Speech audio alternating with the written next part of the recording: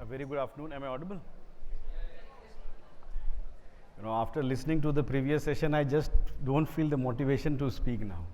It's such an interesting topic about such an interesting area. Then mine is almost, it's really dull. Now I don't know what to do. Seriously.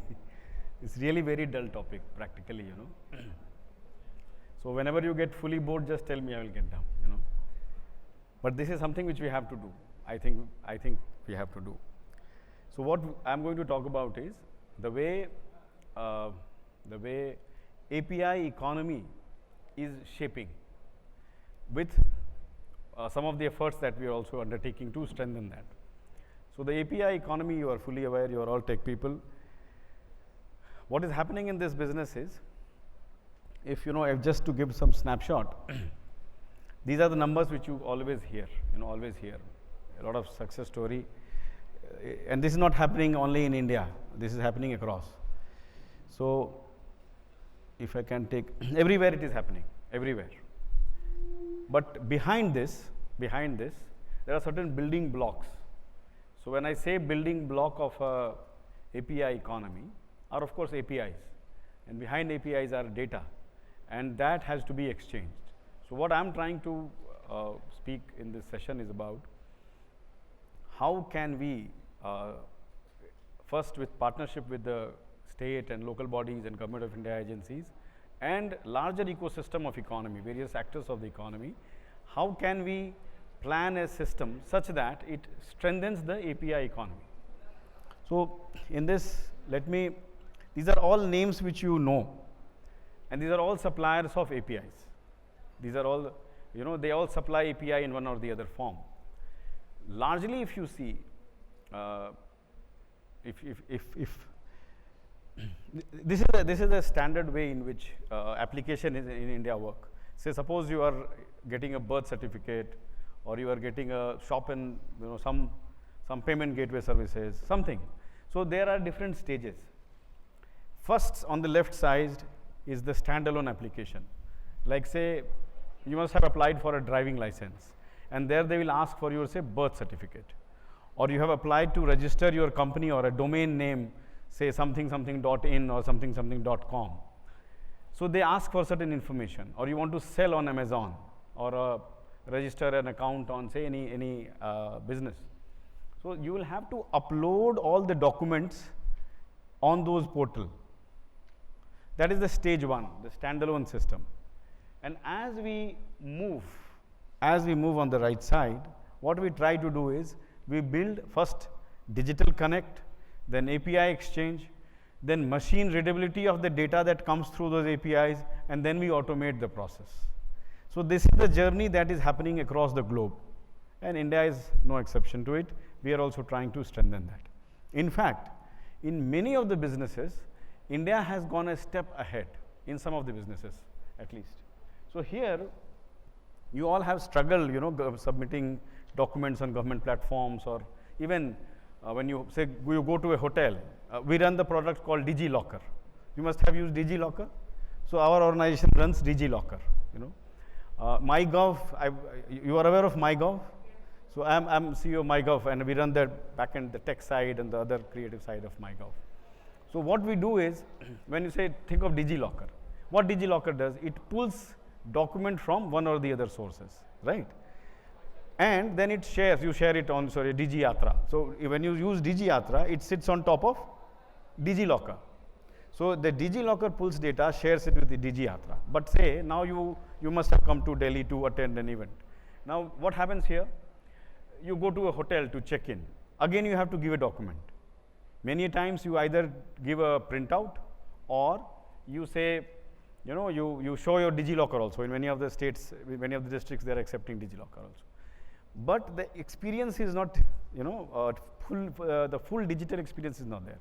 So what we do, now we are trying to approach, and we have started, I think I can name Hilton and Make My Trip, we are trying to work with them.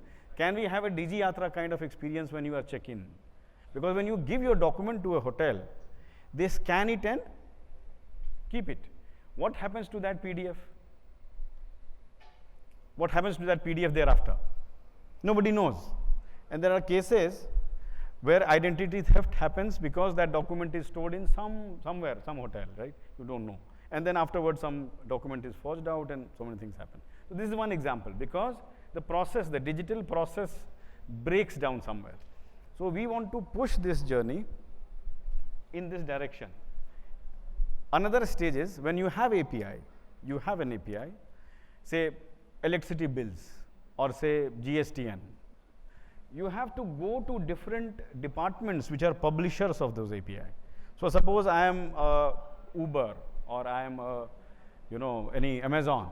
What do? I have to register a seller or I have to onboard a taxi driver. I need an authentic GSTN number, I need an authentic PAN card number. So I have to do the effort of running around and reaching out to those issuers. So there are various agencies, and these are the people who are getting those publishers, and these are the departments or industries or startups. So they have to run around and get those APIs. Or you can go to an aggregator. Like we run an application called API Setu. We might not have heard of it. API Setu, so that gives API to DigiLocker. So DigiLocker sits on top of API Setu. So they give, we have more than 7,000 APIs on it, and around 1,600 API issuers, publishers. So those, again, there are also companies in this sector, say for example Protean or say Scienzy. I'm just taking some of the names so that you can relate. They are supplying, aggregating the APIs and passing to market. So what we are trying to now have is, can we provide all these APIs in this format to agencies? Say for example, there is a middleware, all APIs are connected to that middleware, that's a gateway, simple gateway, and that gateway supplies it to the concerned person. For example, today, even LinkedIn uses DigiLocker to verify identity. Grow uses DigiLocker. SBI uses DigiLocker to open a application. So we share those APIs with these private companies. We have a lot of, even matrimony sites want to verify your academic and other credential, because there are a lot of, in that market also there is a need to validate and authenticate people. So that kind of exchange platforms are getting built, both at national level and at state level. So at national level it is up and running. The state level is about to come up in a matter of a year. Here, this is the only chart. If you have to at all remember anything, just remember this chart. What we are now about to reach out to all of you is for this. So if there are, again, on left side and right, if you just move, say for example, there are registries, that means say birth, death, transport, driving license, import, export code, and there are, believe me, there are thousands of them. Electricity bill, there are 90 issuers. Class 10th, 12th, universities, academic, you have heard APAR ID? APAR ID these days, a lot of APAR IDs are being created for kids, students, APAR ID. Academic Bank of ABC project, where they are making documents for academic universities and colleges. So those registries are hundreds and thousands in India. So suppose there is a data standard available, what they do is, they come to that exchange and they publish. If data standard is not available, what I mean by data standard is simply put, and there is a business opportunity here. There is a data, say for example, class 10th mark sheet. Those of us who did our board earlier, we did not have photograph in our class 10th mark sheet, say CBSE or ICSE. But now if you are doing your class 10th, there is a photograph in your mark sheet as well. QR code was not there at that time, but now it is there. Various boards also vary in the way they publish their certificates. So what is happening is that most of us have different kinds of certificate in different segment. What we are trying to ask now is that there is an existing segment. Can we have some common identifier which can be published as an API, and the subsequent thing can be pushed as a plus category. So if I give additional information within, because suppose you had to make a education loan, so let me give a more concrete example. You are in fintech company and you want to design an education loan API. You are a fintech company. Now that company has an education layer. Now it depends on many things. You want to know whether the kid is admitted in a school, they are pursuing class or not, there is admission, there is eligibility, so on and so forth.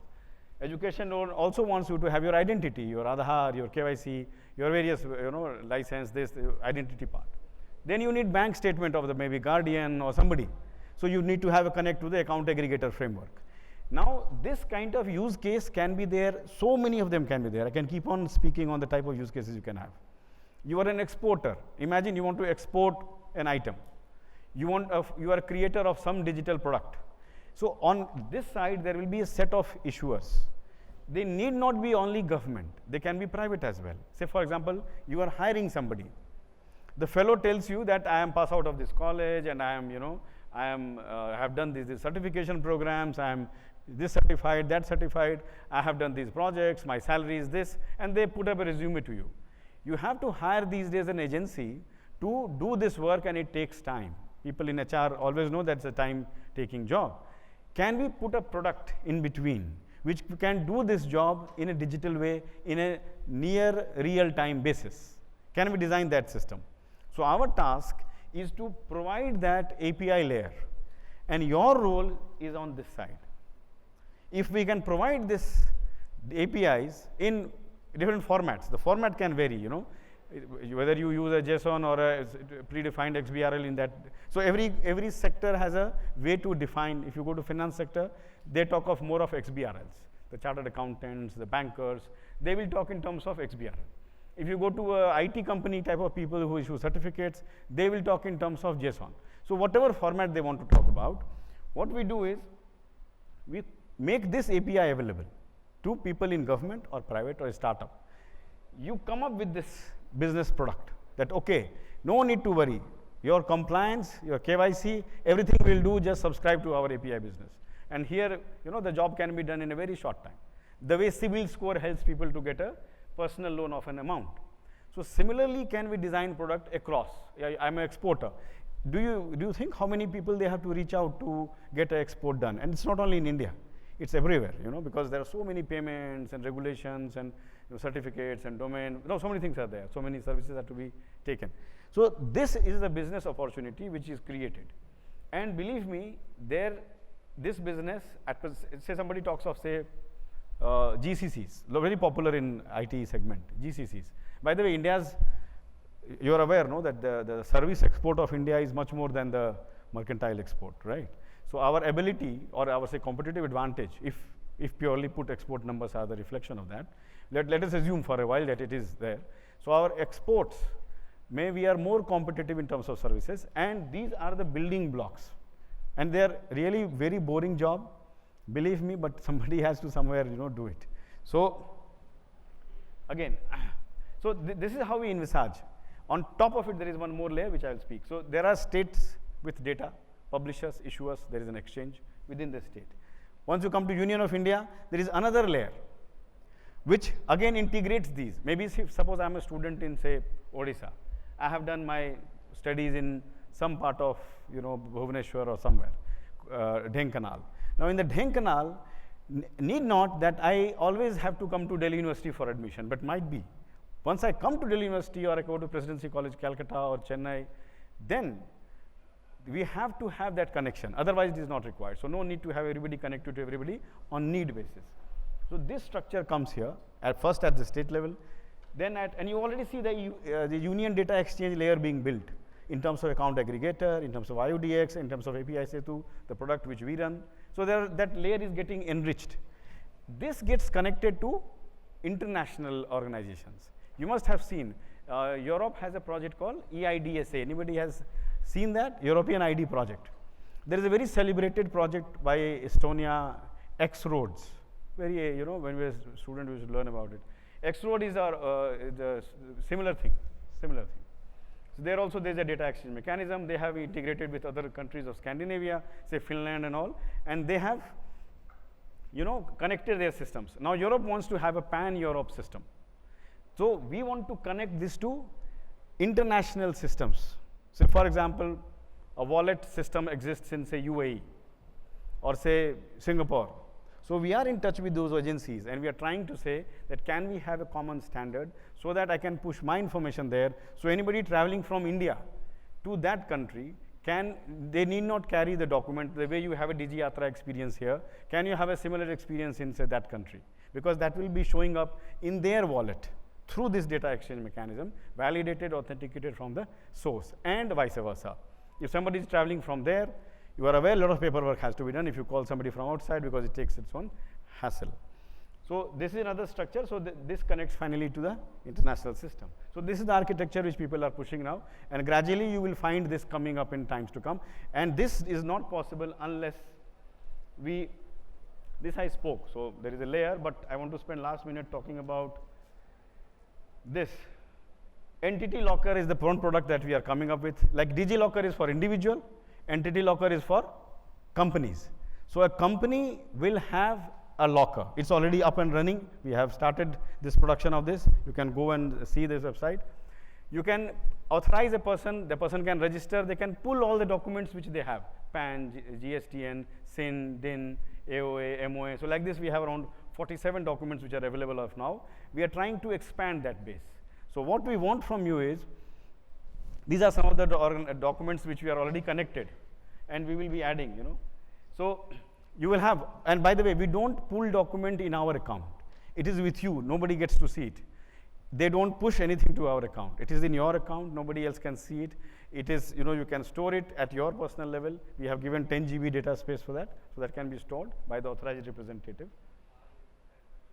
This is the numbers to begin with. We are just adding numbers. This number will swear up, you know, after some time. So the structure here is that whether you are in any business, whether e-commerce or export or any business, you can come to this website, register, start building use case.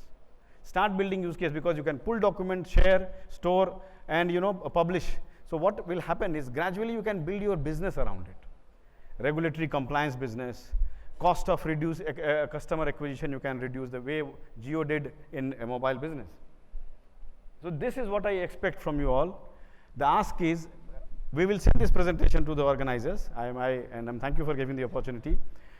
Please reach out to people, see this product, come up with suggestions that, okay, this document should be added, this is what we need. 2, this sector has these bunch of documents, please include in this business and give them as a solution, as one single stop solution. 3, you have certain ideas, you are in this business.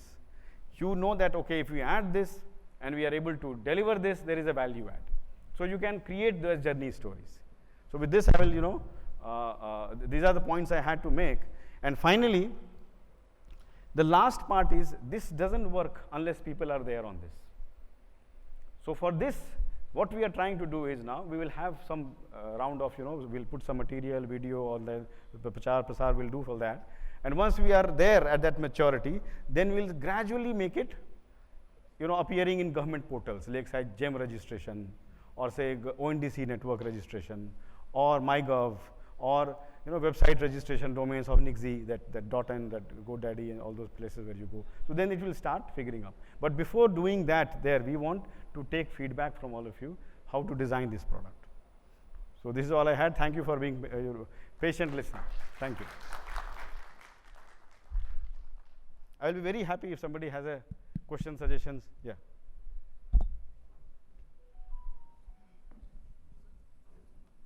Sir, it's a general question I want to ask. Like, there are a lot of government websites where data is publicly available for everyone. So if anybody make an API which can bypass the CAPTCHA which is on the government website, is it legal or illegal in India to bypass that CAPTCHA? So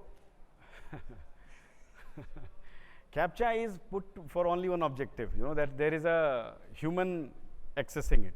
So ethically it is wrong. There is no confusion on that. Legally, you have used a web scraping tool to bypass a layer. Legally, you might, you know, be safe, but ethically it is wrong. So because somebody has put a CAPTCHA, so that is the use of APIs to no, extract that, like. No, but I will not encourage you to do it. However, you should reach out to that department to get that data rather than bypassing the APIs. That is what I will think. Yeah. Thank you. Of course, technology enthusiasts won't listen to my advice, I'm sure. Thank you so much. Any idea on this entity locker, data exchange, which comes to your mind? Just anything. Yeah, ma'am, please. Is there any plan to address the need for anonymization? Yes. So I would love to hear more about exactly how with these APIs are accessing my data. How exactly are we addressing anonymization? I would not want, let's say, DigiYatra to access my 10th mark sheet. DigiYatra will not access your 10th mark sheet, first of all. So this is very important.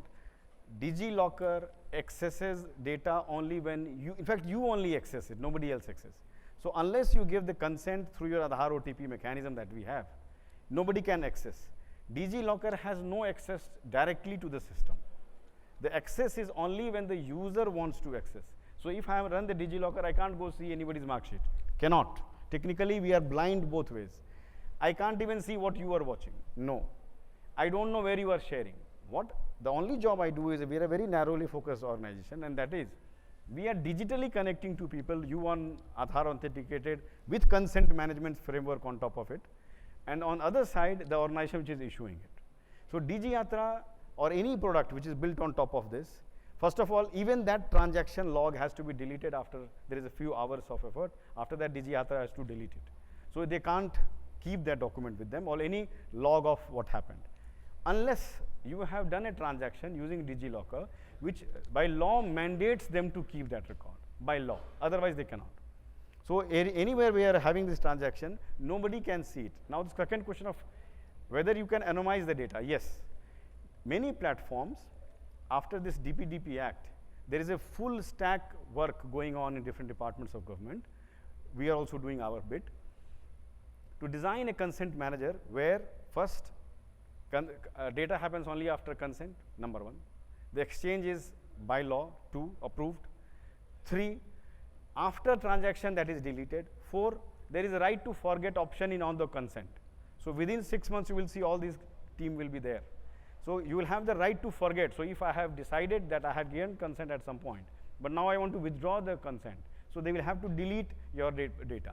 Again, unless you have taken advantage and that by law mandates them to keep that record. Unless the law mandates them to keep that record, there are certain provisions where there is allowed. Otherwise, there is no way somebody can see your data. No way. In fact, our law is much more, I will say, open-ended or say more into things than GDPR in many aspects. Yes, please, sir. Hello, hi. Thank you for the great talk, first of all. As a proud Indian citizen, I want to use the things built by government, especially such digital initiatives. But in the past, I have seen such digital initiatives that have been taken, for example, the Aadhaar card initiative. From the government side, it is obviously built for a security or the ethical use, but there have been use cases where the security of these has been breached, and obviously not by the government but the malicious users, and they have used it in unintentional use cases. So as a proud Indian citizen, I want to support, but I am hesitant of using these things. So what would you say to encourage me to not stop myself and go ahead with this? Thank you. See, breach has happened. There are 2-3 cases where electricity utility companies' data has got breached. And telecom, not telecom, government telecom, but telecom sector, some of the data were, and there are many incidences, you Google, there is it's like the right way is the dal or path wala story is going on there. India, if you see the log of attacks that Indian IT system receives every time, it is huge. The stock market log, if you see, or any bank's system, if you see, lot of attacks happen every time. Even if they succeed once, we have lost. So we are trying to build that security architecture. This DPDP Act is one solid building block. Any breach has to be notified. And there is a penalty of 250 crore rupees to government entities as well. So fellows like us will end up paying 250 crore rupees. So if you are building a product and which has a breach, and if you have not taken adequate safeguard. So there is a self-discipline. There is a technology upgrade which is happening around all the cyber security architecture, whether you are building a SOC or a NOC or data encryption in REST, motion, all those things are getting built up. To say that it is zero, answer will be no. Like any architecture, there is a possibility, but believe me, there is huge amount of work that goes in designing an application, to the extent many times it is so cumbersome to use that you will be entering same thing twice. Or CAPTCHA and the readability, and somebody even puts addition question in front of people to, avoid that thing. So there are many ways we try to navigate it, but sometimes, most of the time we win, occasionally we lose also. So just strengthen our hand. Give ideas that how to, we can be always on the winning side. That is how I think I can answer this. Thank you so much.